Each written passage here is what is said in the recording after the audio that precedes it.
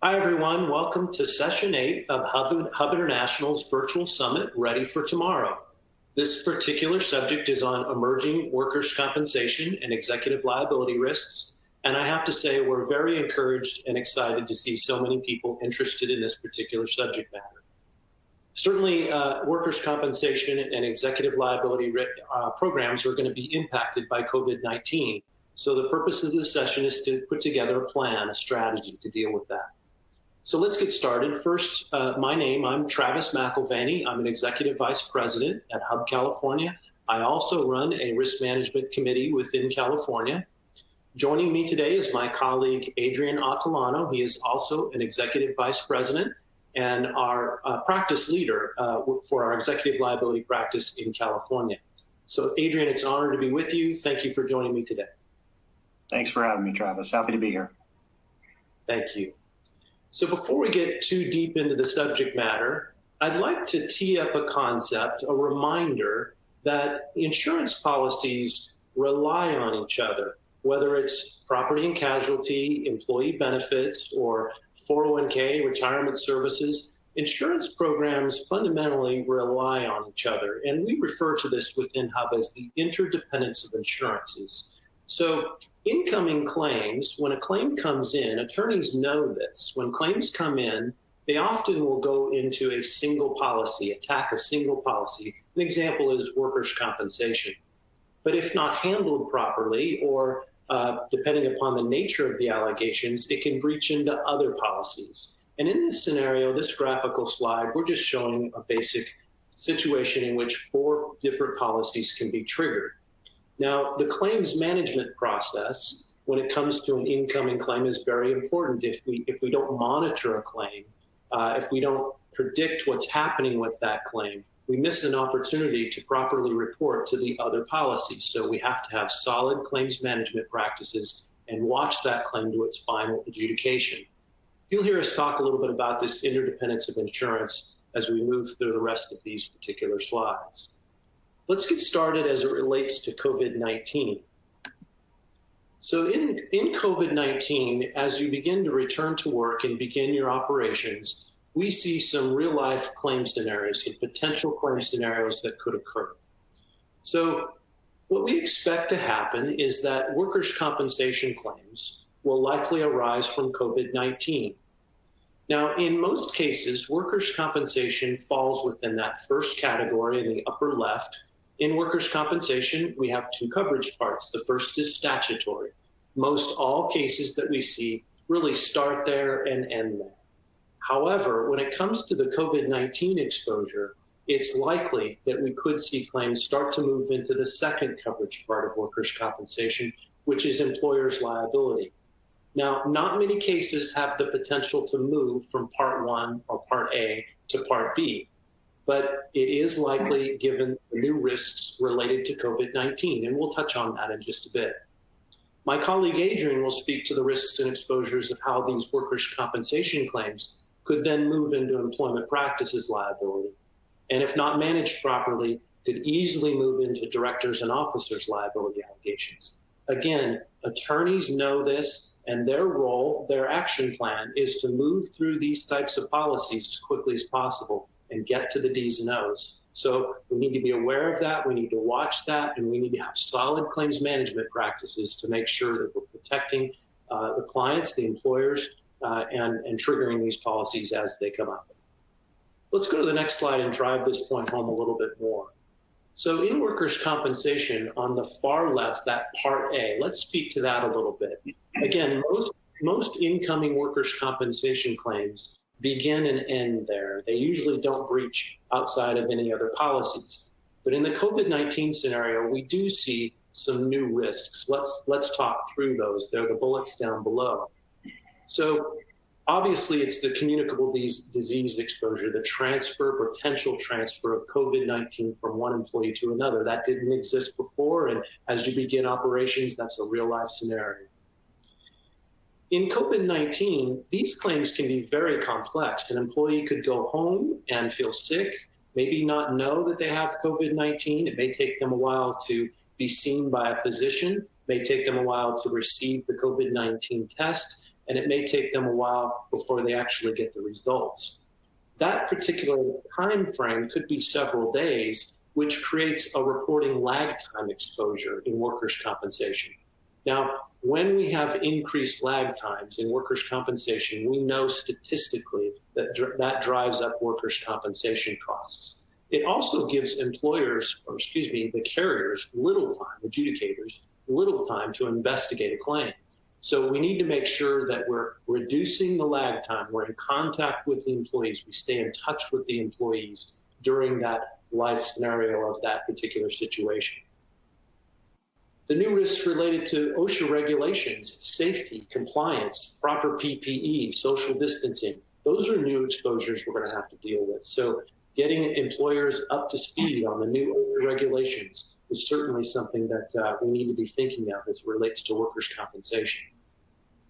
Next up is increased claims management exposure related to HIPAA compliance, or really PHI, personal health information, and ADA compliance. What if we have an employee who has contracted COVID-19 and no longer, even though they may have recovered, no longer feel comfortable coming back to work and asks for a different job position or wants to maintain a work life at home, wants to stay at home?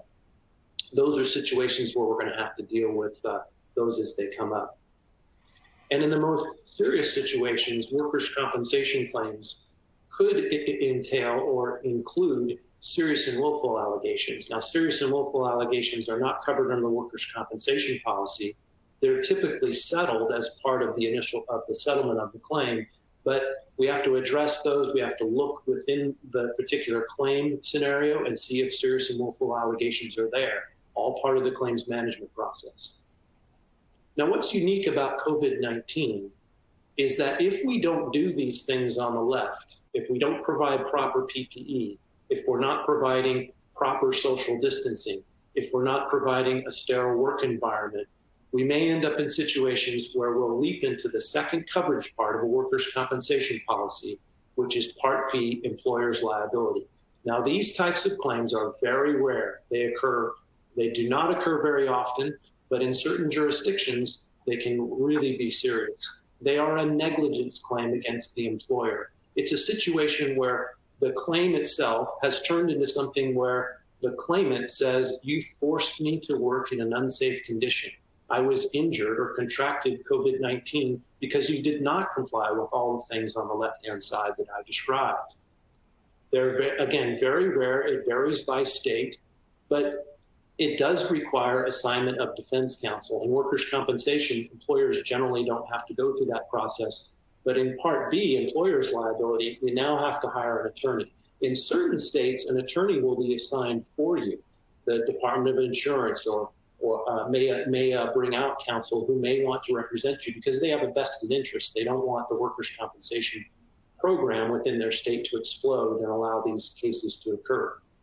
Now, we know that this is a real life scenario because just recently, in early April, Walmart had one of their first cases. An employee contracted COVID-19 and unfortunately passed away. The surviving family brought together this particular suit, and they alleged certain things like the employee was subject to a situation where social distancing wasn't practiced. There wasn't a sterile and clean work environment. Proper PPE wasn't provided. And as a result of that, they contracted COVID-19. So in this situation, the surviving family brought suit against Walmart, and that's the classic scenario where employer's liability coverage would exist and respond and provide coverage. So those are the two risks and exposures related to workers' compensation. I'm now going to turn it over to my colleague, Adrian, and he's going to speak about employment practices liability and directors and officers liability as it relates to this life of claim scenario. Adrian? All right, thank you, Travis. Well, folks, it's certainly blending. Travis and I have been working together a long time, and we noticed this trend where there have been workers' comp claims connected to employment practices and D&O, and we are now already seeing COVID-19 exacerbate that. So when we talk about getting back to work and being ready, let's first talk about what these two policies do. Another term many of you probably heard is management liability insurance coverage. So when you think of employment practices liability and directors and officers liability, they're both typically offered by the same insurance company, a modular product offering. Employment practices liability will protect the balance sheet, as will the directors and officers liability. But as I talk about these coverages, what I always say is you have to put the selfish hat on, because ultimately, when you peel that onion and you read the contract, it's about protecting your personal assets, protecting the board's personal assets, the officers, and even the employees. So protecting your net worth. So here are some examples of your standard employment practices liability claims. And it does differ in terms of claims activity and severity depending on where you lie within the union or in Canada.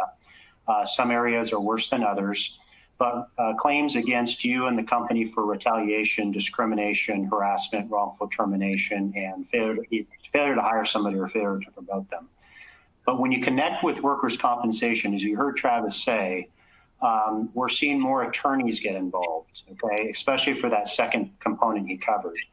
And always remember, what's outside of your control, your broker's control, and your defense counsel's control is that the attorneys, the plaintiff's attorneys, write the script along with the claimant, all right?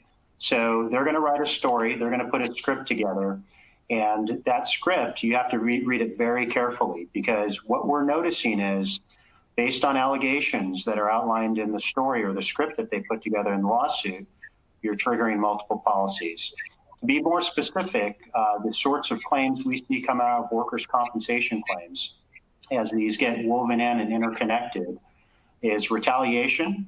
So I filed a work comp claim, and now I notice my employer is not treating me the same way, with the same courtesy as it did before. That's an example.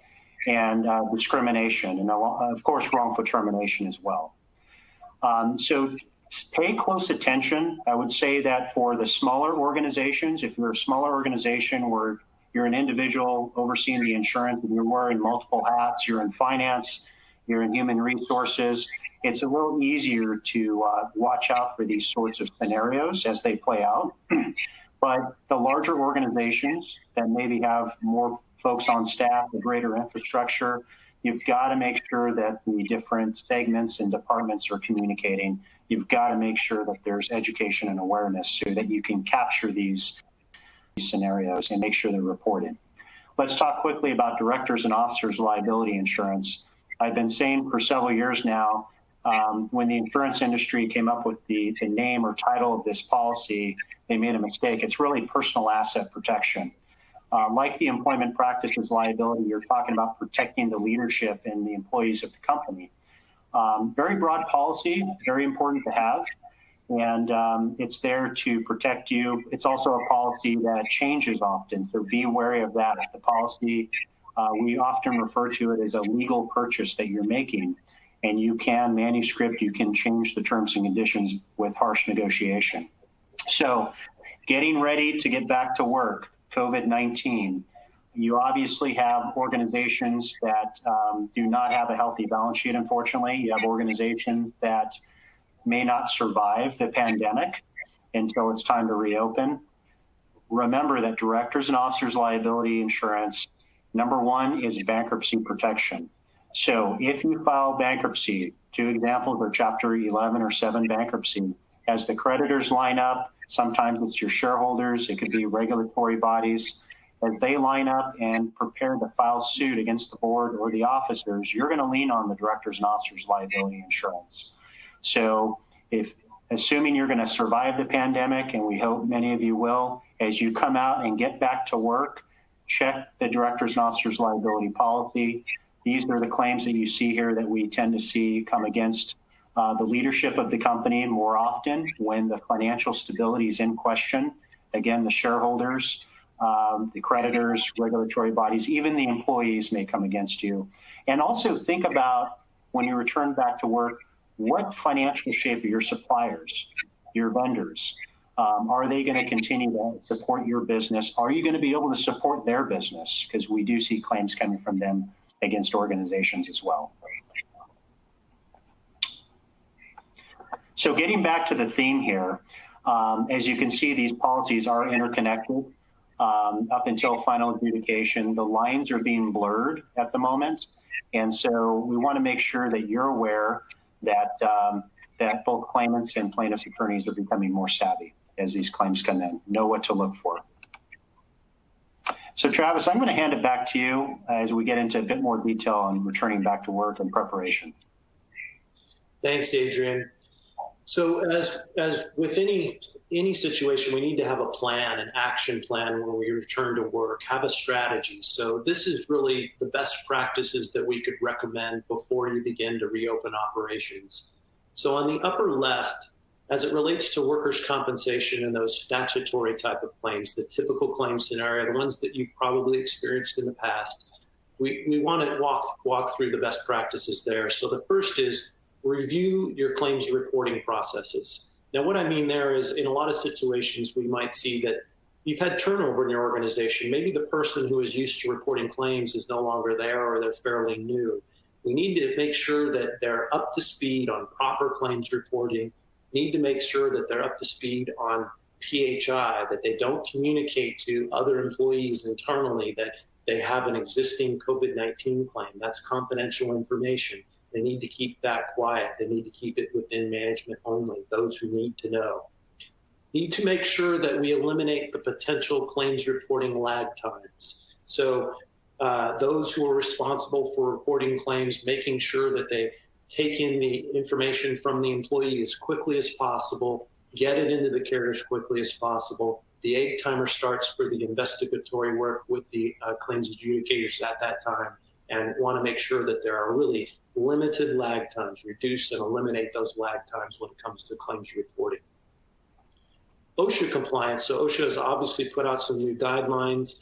You want to meet with your risk and safety people, make sure that you have the proper PPE, you're exercising all those guidelines as it relates to your organization. Go through those with a fine-tooth comb. And if you need help from a hub risk services representative, please reach out. Those folks are up to speed and would be happy to help.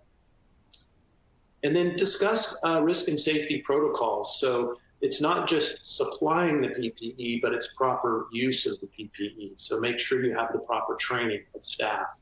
That's going to be a big one when you first begin to open. Make sure that you're communicating the use of proper PPE and make sure they use it. On the right, when it comes to employers' liability cases, those rare cases that I described, where it leaps outside of statutory claim and turns into a negligence claim against the employer. Again, very rare. But what we would like you to do there, the best practice there, is just review the current limits.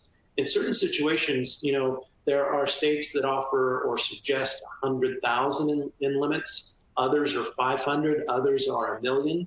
Make sure you're purchasing the highest limit that you can on that particular policy. Again, it might only be 100,000, 500, or 1 million, and that's just fine. But the next step is to look at your umbrella or excess policies. I've seen many situations where brokers just fail to list this as an underlying policy. If you buy a 1 million, 5 million, 10 million, 100 million in umbrella limits, you want to make sure that this policy is listed underneath as one of the underlying policies, and you get the benefit of that full excess tower for employers' liability claims.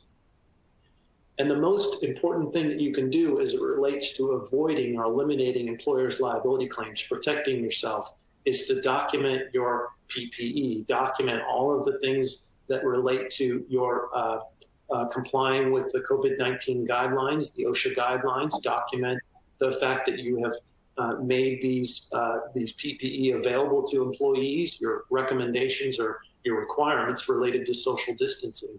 Document those things. Make sure you save those emails. Make sure you save those guidebooks. Make sure that you've notified all of the employees in your different work environments. So I'll turn it back to Adrian, walk us through employment practices, liability best practices for COVID-19 and D&O. Thanks, Adrian. You bet. Okay, let's not forget with these two policies, employment practices liability and directors and officers liability, you've got to report a claim in a timely manner. And so bottom left, let's talk about employment practices liability. The first thing you want to do is review the reporting requirements of the policy. Pay attention to when your renewal date is. It may not be aligned with the workers' compensation, so this is very important. If you have a claim, which is defined as a written demand for monetary or non-monetary damages or relief, sprinkle in allegations, that's a claim. Those are the proper ingredients. And you have to get that reported before your policy renews, even if you renew with the same insurance carrier. So that's our first recommendation. Then let's move on to outside counsel. Many of you are doing the right things. You're working very closely with your employment labor counsel. They're providing proper guidance. Now, if and when you get a claim in, are you going to be able to use them? I'll tell you that the insurance carriers are becoming finicky in this area. And so best as you go into your renewal, communicate with your broker and talk about the options of possibly adding your outside defense counsel to be utilized in supporting you and defending you in a claim. It's more difficult to do in the current marketplace, but it's worth asking and worth pushing for. What about an employee communications playbook? Again, that gets back to working with outside counsel. It's important to create an affirmative defense. So communicate with your employees. Communicate open and often. They're not all going to have the same reaction returning to work, getting back to the workspace or office space. So make sure that you communicate timing, expectations, and perhaps show some flexibility in that area. What you're trying to do here, what you're trying to accomplish is avoid an employment practices claim by open communication. And then policies and procedures. So putting COVID-19 aside, every organization, especially in the current employer environment, should be taking a look at policies and procedures, including the employee handbook. It's healthy. It's a good process to go through at least once a year. Let's move on to directors and officers liability and claims associated. So depending if you're privately held, a nonprofit, or publicly traded, obviously the approach here is going to be slightly different, but you do want to make sure that you're communicating with your shareholders and stakeholders. So have that communication playbook in place. Stakeholders means you're expanding to employees, vendors, suppliers, customers, of course.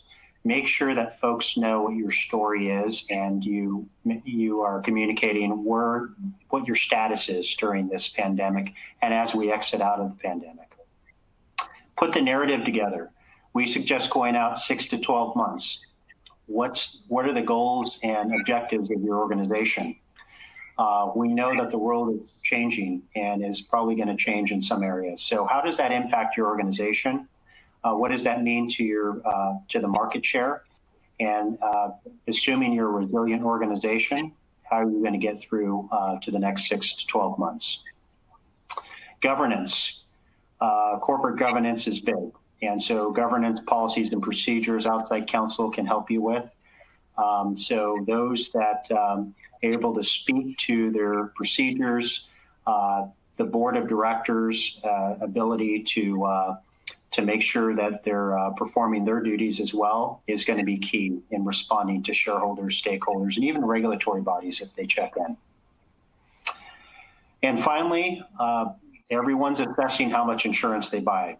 It's not just about price, it's about contract terms, as I stated earlier, and of course, deductibles. So now is a good time to take a look at what your insurance program looks like. Does it make sense for an organization your size, for the segment you're in, and where you're headed? So be forward thinking, look out this next 6 to 12 months and really reassess how much in coverage is right for you. And always remember, it's not just about protecting the balance sheet. You've got to put that selfish hat on as well. It's about protecting your personal assets. Travis? Thank you, Adrian. And it was nice to be with you and just walk through these slides. We hope that this gives you some perspective of what's coming. Now, these are worst case scenarios, but when we plan for the worst, maybe we've over-engineered things. If we exercise those best practices, then we're ready, having a plan as you return to work, return to operations. Hopefully this gives you a peek around the corner on what to do, what to expect, and what to plan for. It's been an absolute pleasure being with you today. Adrian, thank you very much for planning ahead and getting this presentation done. We hope you enjoy the rest of the series of Hub International's Virtual Summit, Ready for Tomorrow. Thank you very much. Have a great day. Thank you.